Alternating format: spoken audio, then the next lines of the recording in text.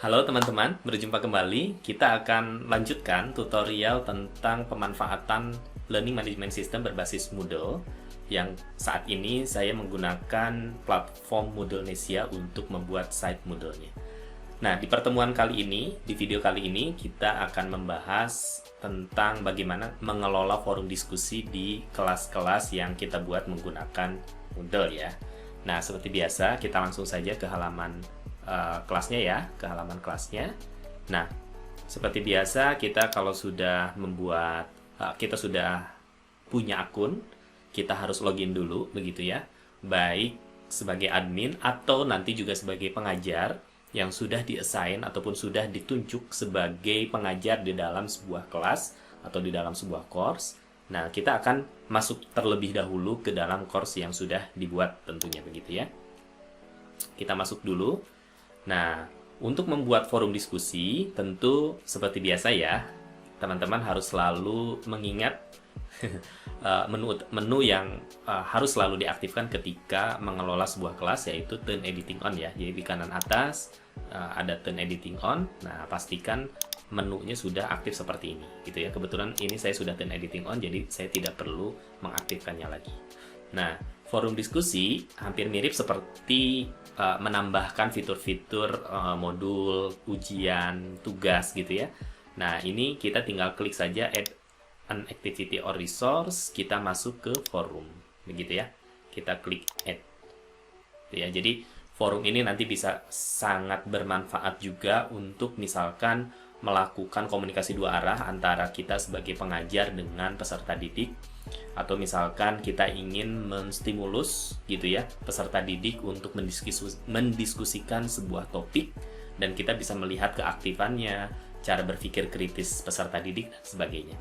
Nah, seperti biasa kita akan ditanya dulu namanya apa ya. Jadi forum diskusinya apa? Misalkan diskusi topik 1 misal ya. Ini contoh saja. Jadi boleh forum diskusi itu dalam satu kelas hanya satu, misalkan ya, nanti dikumpulkan semua topik diskusi ada di sana. Atau misalkan supaya kita terorganisir lebih detail, misalkan per topik atau per bab kita pisahkan forum diskusinya. Itu juga sangat dimungkinkan. Nah, ini deskripsinya misalkan ini lebih ke kalimat pembuka sebelum peserta didik ataupun ya user melihat forum tersebut. Jadi misalkan selamat datang di forum diskusi topik 1 gitu ya. Pada topik ini silakan berdiskusi misal gitu ya tentang materi apa. Nah, misal peserta didik yang aktif akan dipertimbangkan misal ya mendapatkan nilai plus misal gitu ya. Jadi silakan, jadi bisa saja ini digunakan si forum ini untuk menilai keaktifan begitu ya, menilai keaktifan peserta didik dalam mengikuti pembelajaran. Seperti biasa ada availability kalau mau diaktifkan, jadi forum ini mulai bisa digunakan kapan dan sebagainya begitu ya. Oh maaf, sebelumnya ada forum type. Nah, di sini ada beberapa tipe ya. Jadi dari mulai single simple discussion, each person post one discussion. Nah, ini bisa dicoba. Jadi misalkan single simple discussion itu jadi hanya satu topik, lalu kemudian nanti akan ada diskusi. Kemudian di sini tiap orang itu boleh posting satu begitu ya. Atau yang sifatnya bertanya jawab. Nah, biasanya kalau saya pribadi ya teman-teman biasanya tetap menggunakan yang standar forum for general use saja dulu gitu ya. Toh nanti kita bisa gunakan untuk kebutuhan macam-macam. Lalu kemudian di sini ada attachment and word count gitu ya. Jadi boleh misalkan sampai mengupload file. Jadi misalkan yang sering terjadi digunakan misalkan kita memberikan penugasan namun peserta didik masih ada pertanyaan, ini pengertian tentang tugas ini tuh apa? Atau misalkan saya sebelum mengumpulkan saya ingin dicek dulu oleh pengajarnya misalkan. Nah, itu bisa juga melakukan attachment di sini gitu ya. Jadi melampirkan filenya. Kemudian word count-nya mau diaktifkan atau tidak. Gitu ya, kalau mau diaktifkan. Kemudian subscription ya. Nah, ini subscription-nya mirip seperti di announcement sebelumnya kita pengumuman ya.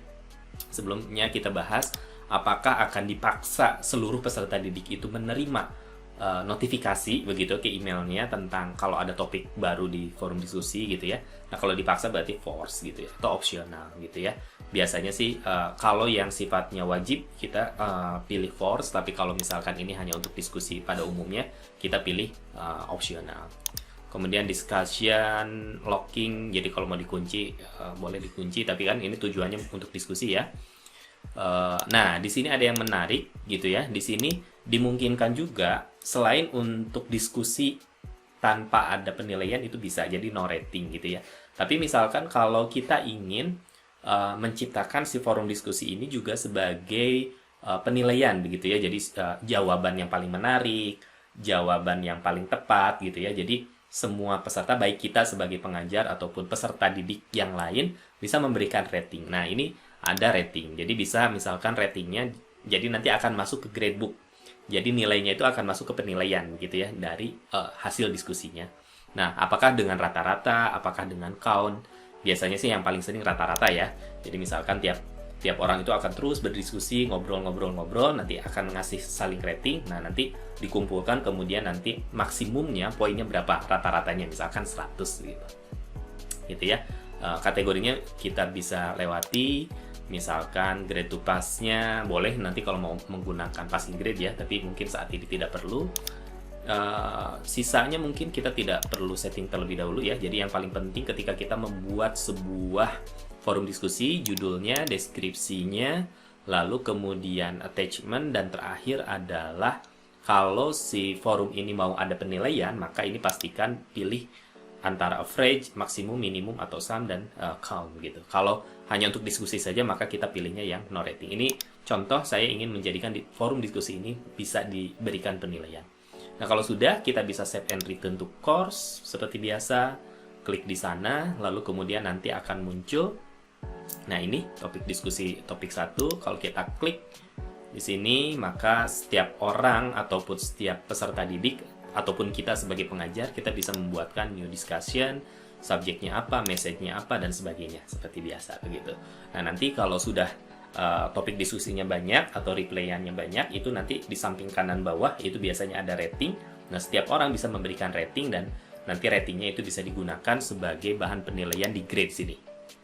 Ya, jadi kalau kita klik grade, nah ini rating diskusi pun akan masuk ke dalam sebuah penilaian. Gitu. Jadi ini forum diskusi selain sebagai sarana komunikasi, juga bisa digunakan sebagai sarana menilai keaktifan peserta didik dalam melaksanakan pembelajaran secara daring. Oke, itu saja untuk tutorial kali ini. Mudah-mudahan bermanfaat. Sampai jumpa di tutorial berikutnya. Assalamualaikum warahmatullahi wabarakatuh.